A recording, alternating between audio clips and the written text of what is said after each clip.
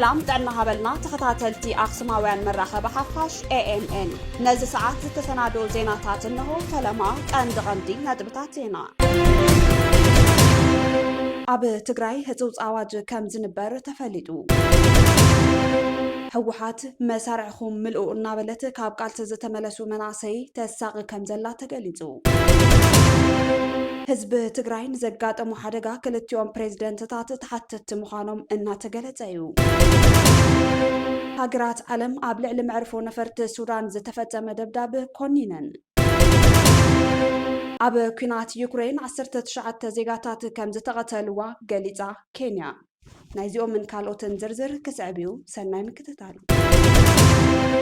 أب تقراي هتوز آواج كم زنبر تفليدو نبار منقستنتي مليسية تبلزلا حوحات تقراي أب تحتي كوماند بوست كمتأتو في الفلات أقسماويان ميديا حبيروم حوحات أب تقراي كتنبرو حاسبا زلا هتوز آواج من محداراون وتادراون تلمتات بحيلن مفتزام انتان كحقزا مخانو تقليزو سرعة محدارا تقراي قطعو تفيو سب سلطان كم دليتهم هافت عدن هزبنا الناقبتو بتحن سرناي من محدارن تفيو هزب عبيت حتوطات عبن العالي ركب اتوم كاب هزب زل علو ناي فتحن سرناي من محدارن حتوطات زملس عقمن ديمقراسياوي مريحنتن سلا زي بلو حوحات هتوز آواج كمتنبر تفليدو هتوز آواج بهاجرات علم بمخنيات هزباون هاجراون تقات تعناويون كبتن هزب حدقاتاتن تقاتمو زنبر انتخون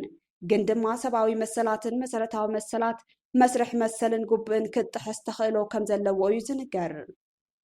هتوز حقتات مبزحتو جيزي بزي فرد مسارن مقداب نازنتن يفقد بمخانو مرحت عن دار تكبار كفتمو زحقزو من تخون هزبي قبرو بزتب حالو سقمتك وسادلو يقبر نازبون يوحو جحرات ناتو كينات هزبين كينات زلو محير تقليت مخنيات كينات سلازي سلافلو بمخنيات هتوز عواجي اللي نزبلو سقمتي كساب مقداد معسكرنا كتكامليو الناتب حال زلو هتوزات عواجات هزباو ركبات سلاز قدبو هزبين مسلاتو بسلف خوانة بطامرا حسابهم زسمعلو مسرح سلازعقتن نمحبرسب كبير جيرو ركبات حبريتا مدنقواي لعل عقن تعنت سرعات أمبيرو هزب مقابرات سرعات كخوني قبرو هتوز آواج زي قبوات تقبابرا حق سلازا سعب نهزب زي يطابقو سرعاتات كم مقابرات سرعاتهم بمقبار هزبي تقونا بسروع كلما مدو زقبر مخانون ينقرلو وحات مستهبز اوان زلو حق عالبونت منبار هتوز آواج تطحنا من كاي حقاونة عب منقست سلاز فقد هزبي حقاو مسلات وتعفينو قدسل حقزا وستاني بمبال دما يقلت اللو حوحات مسرح ملؤنا بلت كاب قالت زتملسو مناسي تساقي كم زلا تقليزو اب تقراي اب قالت زتصنحو دحرس من موعل تقصدو مبال بريتوريا ناب غزوم زتملسو مناسي ناب جنبار اتو بمبال عبي من قلت عيبتهم كم زلو قليزوم ابز اوان اب تقراي زمعبل زلو بوليتيكا طرزنا بصحي متصلو بفلاي وحدات كادرتات اب الدراشات تاكيبوم زارغا بيت مخرن منغستن كملس موسانو مسعيبو مناسي فتيهم صليهم حزب زامنلو منغست زبلكم كتسمعو قدنيو بمبال بدلاتي بتحنا له كبلو نأخسماويان مرخب حفاش ريتو زحابو مناسي قليزوم اب كتما عبي عد دما ناب مقدالكم زي تملسكم تباهيلوم ناب ماسر تزتداغونو مناسي تصانيعهم انبياي نقادلن انتبلو بعطوات كقرفون كستاغيون يقبرو كمزلو نمفلات تخايلو بزي فتصامة تسفا زغورتن كوينات زي قرر وسانح وحاتيلو زامنن منسي تقراي ولا ابزئوان ابسدتا مايت مناسي تقارو موت فرد تبين ومزبل أسكح كحزينا سمعه بزي حكاوي من قدي سقردو بموات أو غيرو أب مبتتان كم زركب اتوم وهاب تريتو قليزوم دحر كوينات زتبيو هزب تقراي بقطباوي بوليتيكاوي قوسقوات كويناتن أب زئوان أب كبيد برك كم زركب تفليدو الله حزب تقراي نزقت أمو حدقا كلتيوم بريزيدنتات تحتت مخانم إنا تقلت أيو أب تقراي زقات أم حدقا حلافنة زوسد حوحات يلوم جنرال تادس ورده حوحات بوغنا منقستنتي كاب تركبكو نزقات أم حدقا حزب حيزة كسقر إيه إنا بلتيا إز زينا كساب زتدالو الأوان كاب حزب تقراي حلافنة وسيدو كم حدرو زخل منقستي كم زي بلو إنا تقلت أيو جيزاوي من محدار بيت صحفتو بحيل تمنتلو حوحات هاقراو كون كللاوي حق منقستاو أفلطو زي بلو ودبن منقستاوي مريحنة مخانو إنا تفلته بحيل سلطان حزب رقيتو سلطان حزنا بلا كم زركب فولت كوينو عبز منقو ህዝቢ ብመንግስትነት ብርኪ ዝመርሑ ኣካል ከም ዘየለዩ ዝግለጽ ፕሬዚደንት ጊዜያዊ ምምሕዳር ሌተናል ጀነራል ታደሰ ወረደ ኣብ ቤት ጽሕፈቶም ብሓይሊ ዝተኻየደ ብዶክተር ደብረጽዮን ገብረ ሚካኤል ዝምራሕ ኣኼባ ካቢኔ ዝኾነኑ እቶም ፕሬዚደንት ኣብ ትግራይ ዘጋጥም ሓደጋ እቲ ውድብ ሓላፍነት ክወስድ እዩ ክብሉ ኣጠንቂቖም ኣብ መንጎ ክልቲኦም መራሕቲ ተፈጢሩ ዘሎ ምትፍናን ንክልል ትግራይ ናብ ዝኸፈ ፖለቲካዊ ቅልውላው እትይዋ ከም ዘሎ ዝፍለጥ ኮይኑ ነቲ ተፈጢሩ ዘሎ ወጥሪ ተጋሩ ብሓባር ዘትዮም ክፈትሕዎ ድማ ፕሬዚደንት ታደሰ ሓቲቶም ኣብ ስልጣኖም ከም ዘለው ዝምግቱ ጀነራል ታደሰ ወረደ ኣብ ዝቀረባ መዓልታት ዝተፈጠረ ኩነታት ስዒቡ ክመጽእ ዝኽእል ሳዕቤን ጉድኣት ንምትራፍ እቲ ሽግር ብናይ ተጋሩ ልዝብን ሓበራዊ ምርድዳእን ክፍታሕ ዘቕረቡ ጻውዒት መንግስቲ ኣብ ልዕሊ ስልጣኑ ዝዕንድሩ ሓይልታት በሪ ዝኸፍት እዩ እንትበሃል ንሶም ግን ሕዚ እውን ካብ መቐለ ዘይምውፃእ ናይ ህዝቢ ሓላፍነት ምቕጻል ገይሮም ከም ዝሓስቡ እዩ ዝንገር ይኹን እምበር ብገዛእ ጉልበቱ ተመሪፀ ዝብል ሕወሓት ሚያዝያ 30 2018 ዓ.ም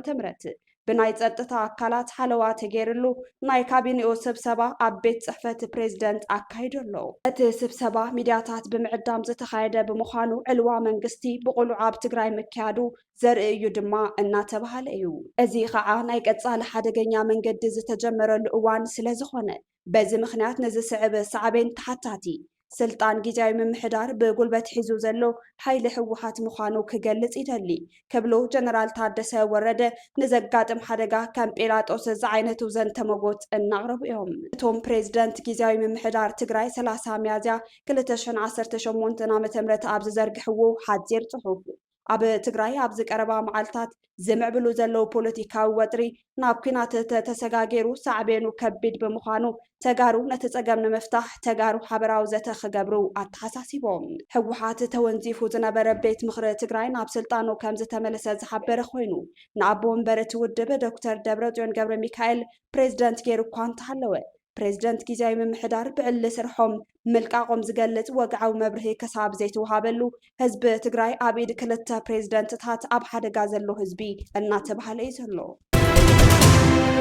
ሃገራት ዓለም ኣብ ልዕሊ መዕርፎ ነፈርቲ ሱዳን ዝተፈጸመ ደብዳቤ ኮኒነን መዕርፎ ነፈርቲ ካርቱም መበገሲኡ ባህር ዳር ዝገበረ መጥቃዕቲ ከም ዝተፈጸሙ ላዕለዎት ወታደራዊ ኣዘዝቲ ሱዳን ይዛረቡ እቶም ሰበስልጣን ሱዳን ኢትዮጵያ ምስ ኢሚራት ዓረብ ብምትሕብባር መንነተን ናይ ኢሚራት ዓረብ ዝኾና ድሮናት ባህር ዳር ማለት ካብ ኢትዮጵያ መበገሲ ብምግባር መዕርፎ ነፈርቲ ሱዳን ካርቱም ደብዲበን ዝበለ መግለፂ ሱዳን ኢትዮጵያ ብወገና እቲ ብመንግስቲ ሱዳን ዝተዋሃበ ቅሬታ ካብ ሓቂ ዝረሓቐ ምዃኑ እንትገልጽ ኢሚራት ዓረብ ብተመሳሳሊ ኣብ ደብዳብ መዕርፎ ነፈርቲ ሱዳን ዝበፅሐ ደብዳብ ኢደ የብሎን ክትብል ንነብሳ ኣድሒና ከም መብርሂ መንግስቲ ሱዳን እንተኮይኑ ኢትዮጵያ ኢሚራት ዓረብን ንኣንጻር መንግስቲ ሱዳን ዝዋጋእ ዘሎ ዕጡቕ ሓይሊ ዳዕም መሰሪዕ ንምድጋፍ ወታደራዊ ማእከላትን መብረሪ ነፈርቲ ውግእን ኣብ ኢትዮጵያ ቤንሻንጉል ጉሙዝ ተዋሂብዎ ምጽንሕውን ሓቢሩ እቲ ኣብ ህዝባዊ መዕርፎ ነፈርቲ ዝተገበረ መጥቃዕቲ ኣሜሪካ ሳዑዲ ዓረብያ ኳታርን ሕብረት ኣውሮፓን ነተፈጻመ ኮኒነን ህዝባዊ መሰረተ ልምዓት ምዕናው ጥሕሰት ዓለማዊ ሕጊ ኩናት እዩ ዝበላ እተን ሃገራት ኣብ ኩናት ሕድሕድ ሱዳን ዝግበር ናይ ደገ ኢዳታውነት ጠጠው ክብል ኣተሓሳሲበን እቲ ልዕሊ 3 ዓመት ተቑፂሩ ዘሎ ኩናት ሕድሕድ ሱዳን ካብ ዓለምና ዝዓበየ ወንጀል ኣብ ልዕሊ ሲቪልያን ዕንወት መሰረተ ልምዓትን ዘስዕበ ኩናት ምዃኑ እናተገለጸ እዩ ሱዳን ብኢዳታውነት ኢትዮጵያ ኣብ ልዕሊ ሃገራን ዝተፈጸመ ደብዳብ ዓጸፋዊ ግብረ መልሲ ከም እትህበሉ ምግላጻ ዝዝከር እዩ ነዚ ስዒቡ ኣብ መንጎ ኢትዮጵያን ሱዳንን ከቢድ ወታደራዊ ምትፍናን ዝቐጸለ ኮይኑ ኣብ 14 መጋቢት 2018 ዓ.ም ኣብ ቤንሻንጉል ጉሙዝ ኩምሩክ ኣብ ዝበሃል ከባቢ ስሩዕ ወታደራዊ ኩናት ኣጋጢሙ ምንባሩ ዝዝከር እዩ ኣብዚ እዋን ድማ ሱዳን ብርቱዕ ሓይሊ ሰራዊት ኣብ ዶብ ኢትዮጵያ ኣስፊራ ከም ዘላ ተፈሊጡ ኣሎ ሱዳን ኣብ ክልል ብሉ ናይል ኣካታዕ ዞባ ኣልፋሽጋን ዝያዳ ሰራዊታን ዘመናዊ ስርዓታት ምክልኻል ኣየርን ተዋፍር ከም ዘላ ተገሊጹ እዚ ወታደራዊ ምትእኽኻብ ሱዳን ኣብ ቀረባ እዋን ኣብ ልዕሊ ካርቱም ዝተፈጸመ መጥቃዕቲ ሰብ ኣልቦ ነፈርቲ መበገሲኡ ካብ ክልል ኣምሓራ ኢትዮጵያ ብምባል ድሕሪ ምውቃሳ ወታደራዊ መራሕቲ ሱዳን ድማ ናብቲ ከባቢ ብምብጻሕ ጸጥታ ዶባት ዝያዳ ከጠናኸሩ ቃል ድሕሪ ምእታዎም እዩ እዚ ሓድሽ ወታደራዊ ስጉምቲ ኣብ ዶብ ኣልፋሽጋ ዳግማይ ወጥሪ ኣቀጻጺሉ ኣሎ ኣብ መንጎ እተን ሃገራት ካብ 2012 ዓ.ም ጀሚሩ ወጥሪ ዝጸንሐ እዩ። ሱዳን ኢትዮጵያን ሓይሊ ቁልጡፍ ደገፍ RSF እናደገፈት ያይላ ክትከስስን ከላ ኢትዮጵያ ድማ ሱዳን ነቲ ዝጸንሐ ኩነታት ጥሒሳ መሬት ኢትዮጵያ ወሪራ ክትብል ናይ ባዕላ ምኽንያት ከተቐርብ ጸኒሓ እያ። ክልቲአን ሃገራት ነቲ ጉዳይ ብሰላማዊ መንገዲ ክፈትሕዎ ከም ዝደልያ እኳ እንተገለጻ ኣብዚ ቀረባ እዋን ዝተረኣየ ወታደራዊ ምትእኽኻብ ግን ኣብቲ ዞባ ዘሎ ወጥሪ ኣጋዲድዎ ኣሎ። ኩናት ሱዳን ናብ ብዙሓት ሃገራት ናይ ምልሓኽ ተኽእሎ ኣለዎ ክትብል ኣሜሪካ ገሊጻ። ኣሜሪካ ኩናት ሱዳን ንብዙሓት ሃገራት ናብ ናይ ወኪል ዓውደ ውግእ ከም ዘይቕይር ኣጠንቂቓ። ከም መግለፂ ሚኒስተር ጉዳያት ወፃኢ ኣሜሪካ ማርኮ ሩቢዮ ገለ ሃገራት ብቐጥታ ካልኦት ሃገራት ድማ ከም መሰጋገሪ ኣፅዋር ኮይነን ቀጻሊ ግጭት ብዙሓት ሃገራት ዘሳትፍ ናብ ናይ ውክልና ዓውደ ውግእ እናተቐየረ ይኸይድ ከም ዘሎ ገሊጹ። ሰብኣዊ ሓገዛት ንምምችቻውን ንሲቪላት ንምክልኻልን ሰብኣዊ ተኽሲ ኣብ ሱዳን ደው ክብል ድማ ፀዊዑ ሚኒስተር ጉዳያት ወፃኢ ኣሜሪካ። ሚኒስተር ሩቢዮ ቀፂሎም ኣሜሪካ ውሑስ ሰብኣዊ ሓገዝ ንምቋም ዘኽእል ሰብኣዊ ዕርቂ ንምርግጋጽ ቀዳምነት ትህቦ ኣጀንዳ እዩ ክብሉ እውን ተሰሚዖም። ከም ሓበሬታ ሚኒስተር ጉዳያት ወፃኢ ኣሜሪካ ማርኮ ሩቢዮ ነዚ ወጥሪ ክንህድኦ ኣለና ዝዋግኡ ዘለዉ ውድባት ሱዳን ዝድግፉ ሃገራትን ብድርድር ናብ ናይ ምፍታሕ ፀቕጢ ክገብራ ከም ዘለወን ኣስሚሩሉ።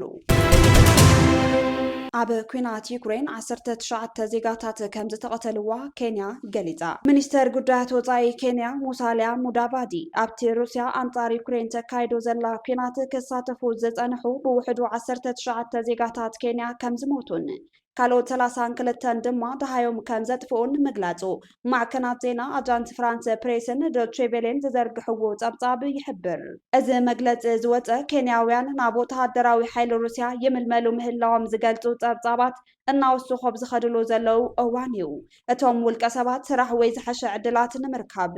ብዝተኣትወሎም መብዛዕታት ተታሊሎም ናብ ኩናት ከም ዝተዋፈሩ ሰበስልጣን ኬንያ ይገልጹ። ሙዳቫዲ ምስ ሩስያ ዝተኣሳሰሩ 291 ዘይስሩዕ ወታደራዊ ምልማለታት ከም ዝተሰነዱን ክሳብ ሕዚ 53 ኬንያውያን ናብ ሃገሮም ከም ዝተመለሱን ሓቢሩ። ሰብ መዚ እቲ ሃገር ኩነታት እቶም ዳሃዮም ዘጥፍኡ ሰባት ንምርግጋጽን ገና ዘይተጸብጸቡ ንምድላይን ምስ ኣህጉራውያን መሻርክቲ ብምትሕብባር ይሰርሑ ከም ዘለዉ እውን ወሲኹ ገሊጹ። ድሕነት ኣብቲ ዝካየድ ዘሎ ኩናት ዝተተሓዙ ዜጋታት ብዝምልከት ስክፍታታት እናዓበየ ዝኸደሉ ዘሎ እዋን ስድራ ቤታት እቶም ዝጠፍኡ ሰባት ህፁፅ መልሲ ክወሃቦም ሓቲቶም ኣለው። ኣብ ሩስያ ብዝተፈጸመ መጥቃዕቲ ኣገልግሎት መዕርፎ ነፈርቲ ተቋሪጹ። ኣብ ሩስያ ብዝተፈጸመ መጥቃዕቲ ድሮን ኣብ 13 መዕርፎ ነፈርቲ ኣገልግሎት ከም ዝተቋረጸ ተፈሊጡ ኣሎ። ኣብ ደቡባዊ ሩስያ ከተማ ሮስቶቭን ኦን-ዶን ኣብ ዝርከብ ህንፃ ምምሕዳር በረራታት ብዝተፈጸመ መጥቃዕቲ ኣብ ልዕሊ ሰራሕተኛታት ዝኾነ ይኹን መጉዳእቲ ከም ዘይበፅሐ ሚኒስተር ትራንስፖርት እቲ ሃገር ኣፍሊጡ። ብምክንያት መጥቃዕቲ ዝተቋረፀ ኣገልግሎት እቲ መዕርፎ ነፈርቲ ናብ ንቡር ንምምላስ ፃዕርታት ይካየድ ከም ዘሎ ተሓቢሩ። በቲ መጥቃዕቲ ሩስያ ኣብ ካልኣይ ኩናት ዓለም ኣብ ልዕሊ ናዚ ጀርመን ዓወት ኣብ ዘመዝገበትሉ መበል 81 ዓመት ኣብ እተብዕለሉ እዋን ምዃኑ ተገሊጹ። ሩስያን ዩክሬንን ሎሚ ምሸት ዝክር እቲ በዓል መዓልቲ ዓወት ንምምላስ ንክልተ መዓልታት ዝጸንሐ ምቁራፅ ተኽሲ ኣውጀን ከም ዝነበራ ይዝከር። ካብ ኣኽሱማውያን መራኸቢ ሓፋሽ ናይዚ ሰዓት ዜናታት ክትከታተሉ ጸኒሕኩም ንምክትታልኩም ነመስግን። ምስ ዝተረፉ መደባትና ሰናይ ግዜ